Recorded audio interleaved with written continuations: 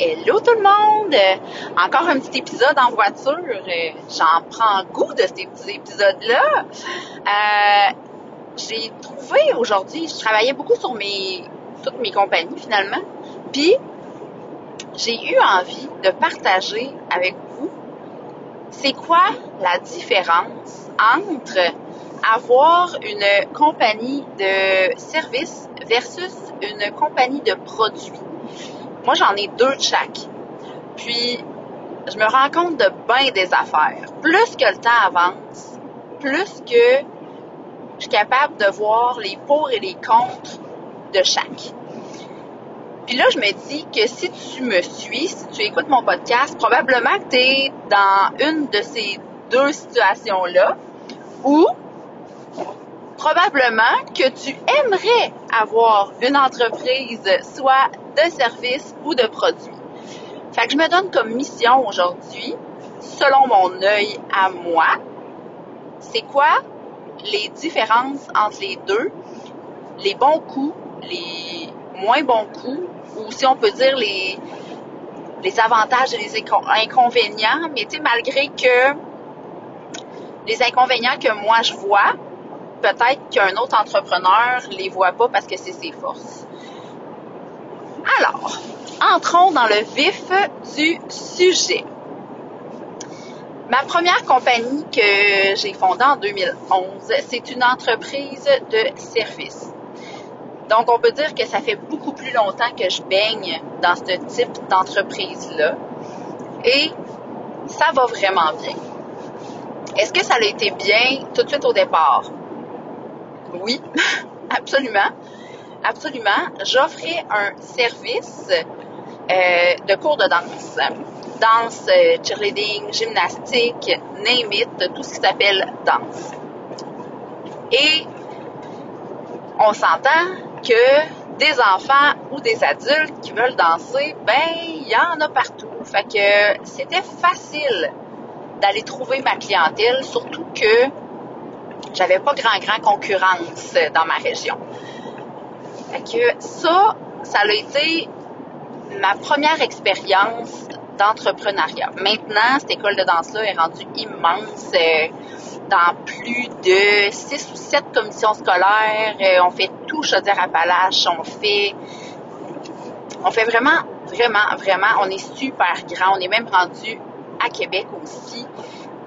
Mais bref, je suis pas là pour vous dire comment elle est grosse, cette école-là. Mais avec ça, j'ai commencé petit. Donc, c'est moi qui donnais les cours avec deux de mes amis. Puis après ça, ça a fait son chemin, ça a fait des petits, ça l'a grossi. Et en est sorti de ça plus de 70 professeurs actifs en ce moment. Des personnes qui travaillent temps plein aussi dans l'école de danse. Fait que c'est devenu quand même une belle et grosse entreprise. Fait que ça, pour moi, ça a été mon entreprise de service que j'ai trouvé très facile à fonder, malgré le fait que dans ce temps-là, c'était beaucoup moins Facebook, Instagram, TikTok. Écoutez, je prenais mes inscriptions par courriel. J'avais des fichiers Excel, là, les parents m'envoyaient leurs inscriptions par courriel. On avait un site internet Wix. C'était de toute beauté, des feuilles imprimées qu'on allait porter dans les écoles pour que les secrétaires passent ça à tous les enfants. Fait qu'une petite feuille sac à dos, les enfants pouvaient s'inscrire avec leurs parents en nous écrivant un courriel. De toute beauté. Les joies de 2011, ce n'était pas aussi évolué qu'aujourd'hui, autant évolué qu'aujourd'hui. Heureusement, parce qu'à la grosseur que l'école a là maintenant, je ne fournirai pas par courriel. On parle de plus de 3000 inscriptions par année. Ça fait du monde. Donc maintenant, c'est plus technique. On y va beaucoup avec, sincèrement, là, on y va avec une plateforme d'inscription, des assurances béton. On y va avec un site internet WordPress et non un site internet là, Wix qui peut très bien faire la job quand on commence. Avec des dossiers d'équipe de travail avec Dropbox. On a Asana pour nos tâches de travail, s'assigner nos tâches. Canva pour nos visuels, quelqu'un qui s'occupe des réseaux sociaux, quelqu'un qui s'occupe du marketing, Bref, c'est devenu une super belle et grosse entreprise qui a maintenant plus de responsabilités qu'il y en avait au départ. Même quand on dit que lorsqu'on grossit, nos responsabilités diminuent dans le sens où on engage des gens pour faire les tâches qu'on veut moins faire. Mais les tâches qu'on veut garder, ben en grossissant, eux autres aussi grossissent. Hein? Fait que c'est un couteau à double tranchant un petit peu. Mais cette compagnie-là, je l'adore, elle est belle. C'est facile pour moi, cette compagnie de service-là. C'est très facile. Je pourrais la doubler. Avoir les ressources humaines pour le faire, je doublerais cette école sans problème. Ensuite de ça, j'ai créé une compagnie de produits. Et là, vient l'idée de départ qui est compagnie de produits égale investissement beaucoup plus gros au départ qu'une compagnie de service. Parce qu'une compagnie de service, on s'entend que c'est toi que tu vends. Fait que c'est ton temps, c'est ta personne. Est-ce que ça te coûte monétairement? Non. Ça te coûte des dépenses de départ là, normales, mais rien de faramineux comme un inventaire de produits qui peut chiffrer dans les 10 à 30 000 $. C'est différent. Quand on parle d'une compagnie de produits, on parle également d'espace pour ranger tous ces produits-là qu'on veut lancer. On parle de shooting photo des produits, on parle de mise en ligne, donc un site transactionnel. C'est beaucoup plus complexe. Une compagnie de produits, côté monétaire et temps. Ça prend beaucoup plus de temps. Est-ce que j'aime ça? Oui. Oui, j'aime vraiment les deux. Là, après ça, on parle de quand j'ai parti Invincible Femme. J'ai décidé de créer cette compagnie-là parce que j'avais déjà beaucoup de gens qui venaient me voir puis qui me demandaient de l'aide ou des conseils par rapport à leur projet. J'aimais vraiment, vraiment, vraiment ça, faire ça. Mais c'était tout le temps des amis. Tu sais, du bouche à oreille.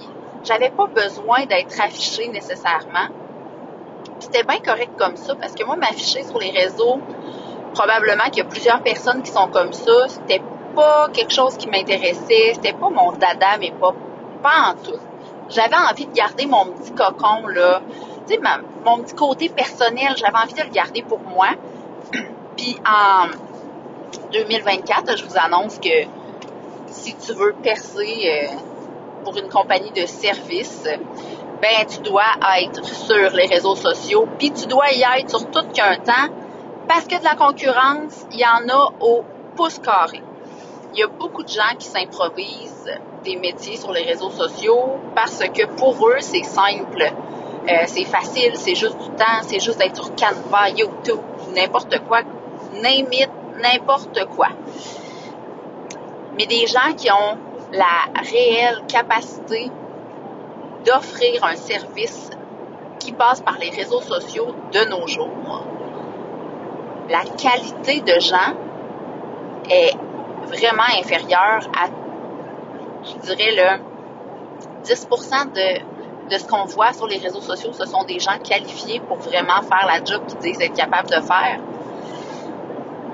Donc, la concurrence est vraiment plus grande aujourd'hui et c'est difficile de voir les personnes qui réussissent versus celles qui n'ont pas encore réussi mais qui veulent te faire croire. Quand on voit des gens dire « Ah, mon entreprise m'a généré déjà plus de 7 chiffres. Fine. Fait combien d'années qu'elle roule, ta compagnie? » Parce que moi, tout, mon 7 chiffres, ça fait longtemps en tabarouette qu'il est dépassé quand on parle d'un cumulatif. C'est là que je veux vous apporter à dire, en 2011, une entreprise de service était très facile à démarrer versus maintenant quelqu'un qui veut se créer une entreprise de service, mais de réseau, c'est beaucoup plus difficile. Mais ça reste quand même que c'est l'entreprise qui demande, le type d'entreprise qui demande le moins d'investissement monétaire. Fait que là, admettons qu'on parle de ma quatrième, qui est une autre de produits. Celle-là, oui, il y a un investissement monétaire aussi, bien sûr.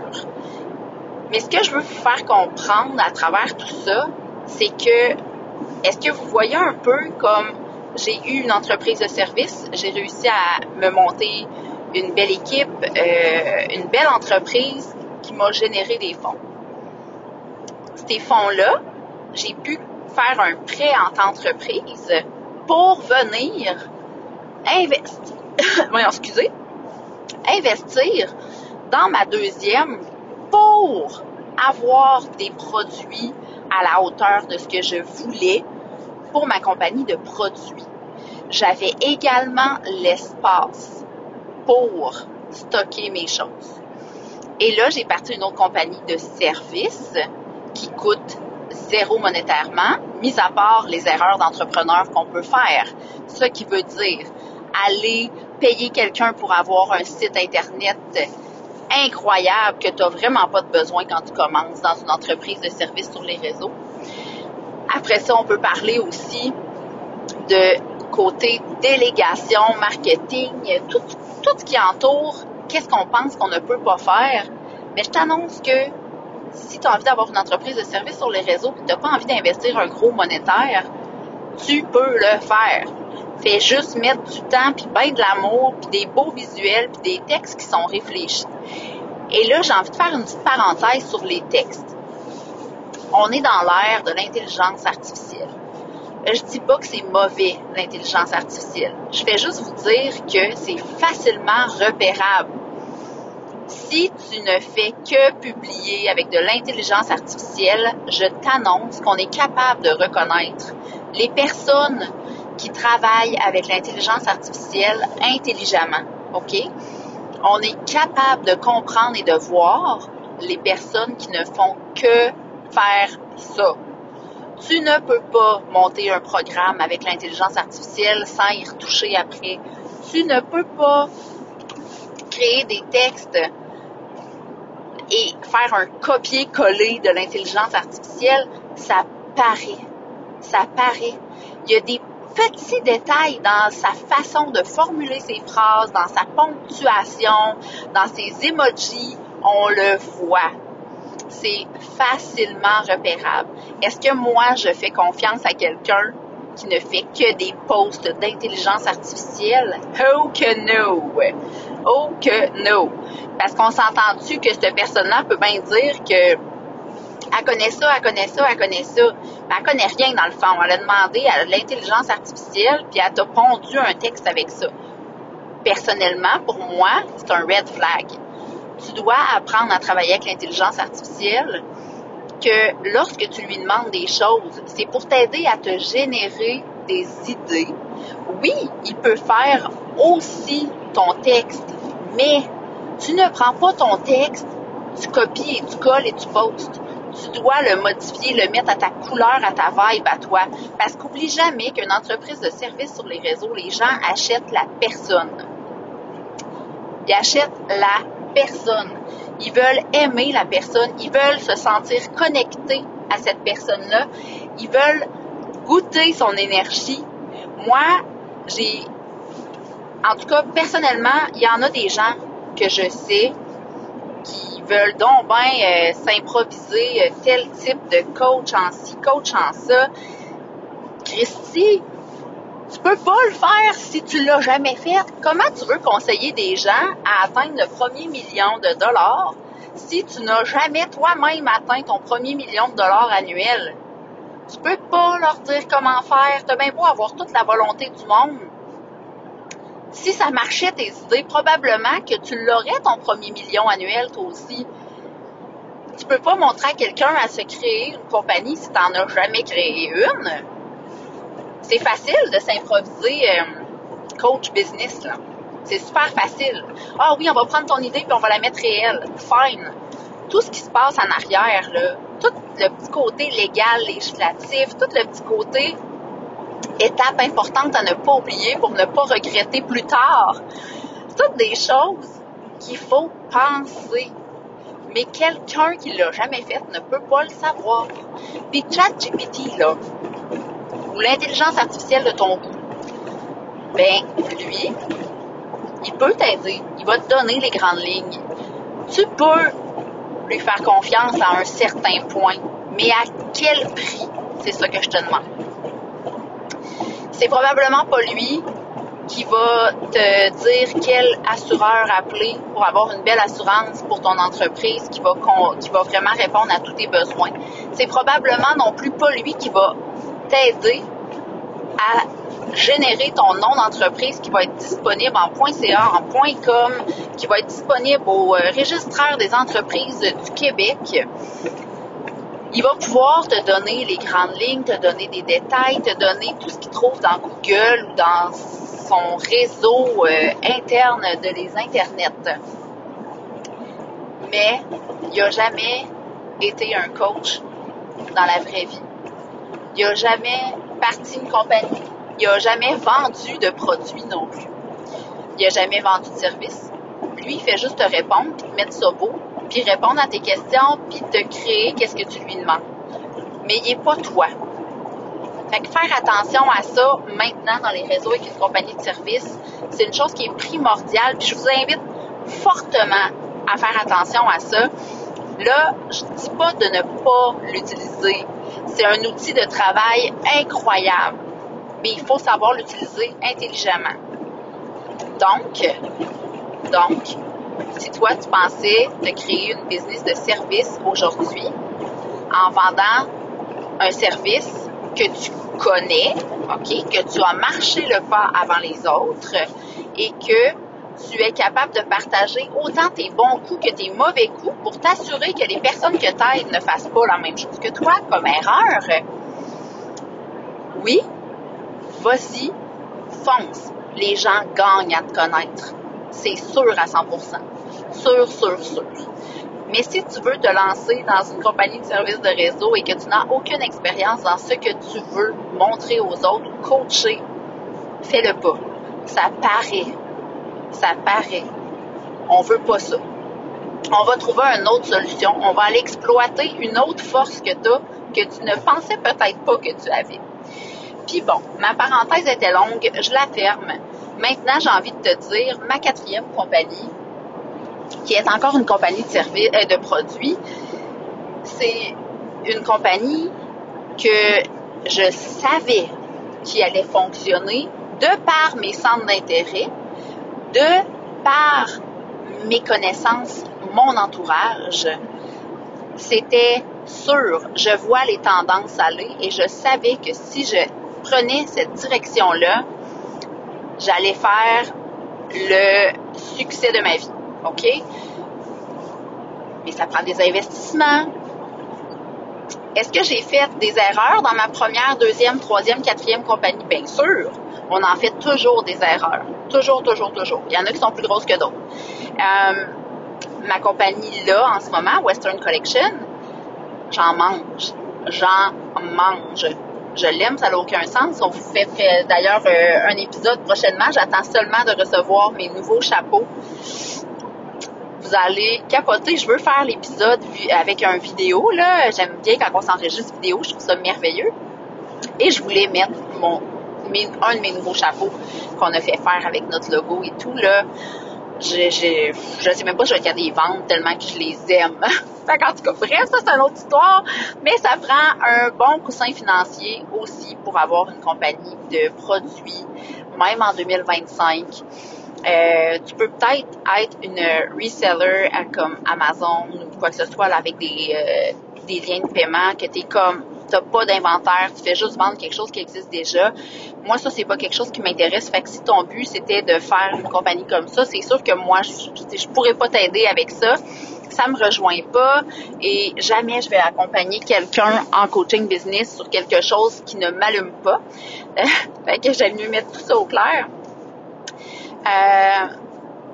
Donc, les points positifs et les points négatifs de un et de l'autre, je pense que le côté monétaire va jouer énormément.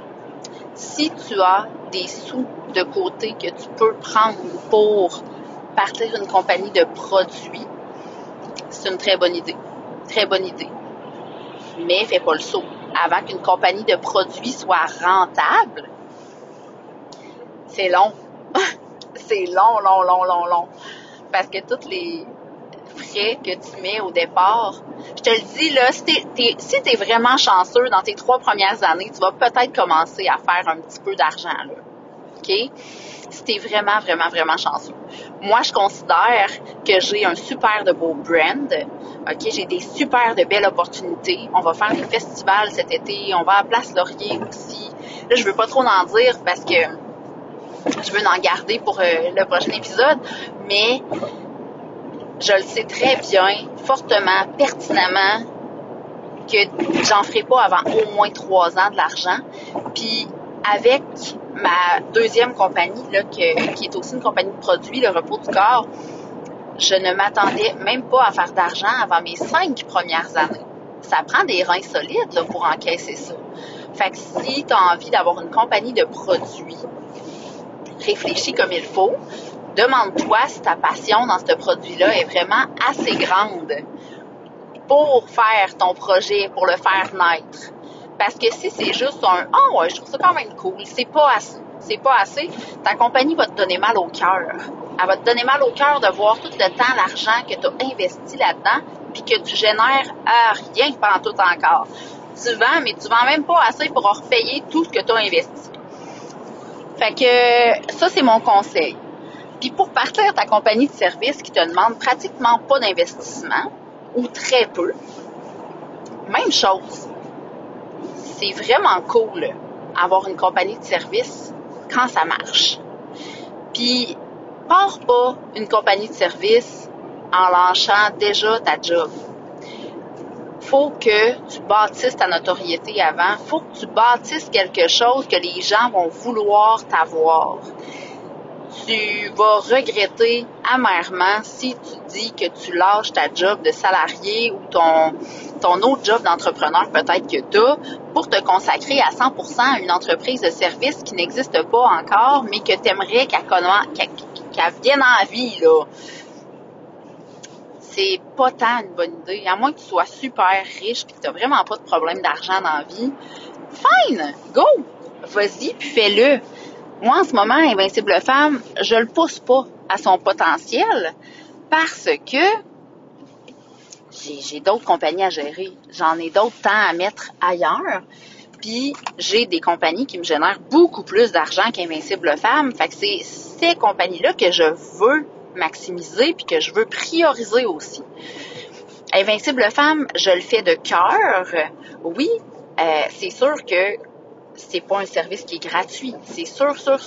J'ai beaucoup d'outils gratuits, mais j'ai quand même un service payant. Est-ce que je pourrais donner plus de temps à cette compagnie-là pour la rendre plus rentable? Absolument. Est-ce que j'ai envie de le faire au détriment de mes autres compagnies? Non. Fait que ça, c'est mon point de vue à moi. Quand j'ai commencé l'école de danse, ceux-là qui me suivent depuis déjà longtemps, vous le savez, j'ai été 4 ans salariée en même temps que je commençais l'école de danse. Puis ça a été très, très difficile de faire le grand saut, de lâcher l'entrepreneuriat, de lâcher le salarié pour ne vivre que de mon entreprise. J'avais vraiment peur, vraiment peur. 4 ans à être salariée pour m'assurer d'avoir une paye pour payer tous mes trucs, quand clairement, l'entreprise que j'avais créée, j'aurais pu en vivre dès la première année, mais j'avais trop peur. Ça, là, c'est correct. Puis, si c'était à recommencer, je prendrais probablement encore ce temps-là avant de me lancer à 100%. Ça prend des reins solides. Si t'es pas capable de gérer du stress, tu vas pas dans l'entrepreneuriat. Fait que les côtés positifs d'une compagnie de service, c'est que tu le fais quand tu veux. C'est toi, la personne que tu vends. c'est tes services à toi. Fait que c'est quand tu veux, où tu veux, c'est hot. Tu n'as pas rien qui t'attache à nulle part. Ça, c'est cool.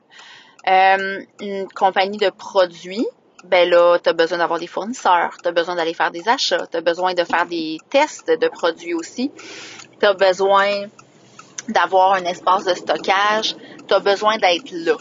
Tu as vraiment besoin d'être là. Si tu es un grand voyageur, si toi, ta passion, c'est de passer 4 mois ailleurs dans le monde, ben clairement, si tu te pars une compagnie de produits, c'est peut-être pas adapté à ton mode de vie pour commencer. Je te dis pas plus tard, peut-être que oui, tu vas avoir les moyens de payer quelqu'un pour faire la job que toi, tu feras pas pendant que tu vas être dans tes voyages, sauf que en ce moment, je pense que c'est peut-être pas une bonne idée. Ouais. Bref, je te laisse mijoter sur tout ça, mais dans le prochain épisode, ou peut-être dans 2 épisodes, là, je vais voir à ça comment que je file, mais je vais te repartager d'autres facettes de Western Collection, qui est une entreprise de produits. Puis tu vas encore comprendre un peu plus c'est quoi de jongler dans une entreprise de produits. Une entreprise, c'est fabuleux à voir ça, c'est vraiment le fun. Moi, ça me donne des ailes, ça me fait vibrer. J'en ai jamais assez, mais j'en travaille des heures, mais j'ai jamais l'impression de travailler. J'ai toujours l'impression juste de m'amuser et de faire ce que j'aime. Fait que si ton but d'être entrepreneur, c'est de pas travailler, bye! Bon, t'as pas d'entreprise. Tu vas être déçu dans tes finances. Tu vas être vraiment déçu dans tes finances. Fait que, bref, sur ce, je vous souhaite à tous une très belle fin de journée ou un beau début de journée. Je sais pas quand est-ce que vous allez l'écouter. Je sais même pas quand est-ce que je vais le mettre en ligne. Je vous enregistre dans l'auto en ce moment. Mais je vous aime vraiment fort. J'ai vraiment hâte de connecter avec vous. Puis gênez-vous pas pour m'envoyer des messages. Vous savez aussi que si vous avez un projet que vous aimeriez qu'on discute ensemble, vous avez toujours l'option de prendre un rendez-vous en... Ah, bon, j'ai manqué ma sortie. Un rendez-vous avec le Calendly, mon lien Calendly. Puis, vous allez pouvoir avoir un rendez-vous gratuit, qu'on parle de vos idées, qu'on regarde tout ce que vous avez en tête, si c'est quelque chose que je trouve qui est très probable à faire. Puis encore là, je n'ai pas la science infuse. Ça se peut que moi, je trouve que ton produit, pas ton produit, mais que ton idée d'entreprise, c'est pas l'idée du siècle. Ça se peut que ça vibre pas avec moi, mais ça se peut que ça vibre avec quelqu'un d'autre. Fait que si jamais tu te poses des questions ou tu as envie de me poser des questions, ça va me faire plaisir que tu prennes un appel découverte. C'est un petit 15 à 30 minutes là, dans ta vie que ça va t'aider à t'enligner, d'après moi, magistralement. Fait que bye à tout le monde. Bonne écoute, puis merci d'être avec moi semaine après semaine. J'adore partager avec vous. Bonne journée!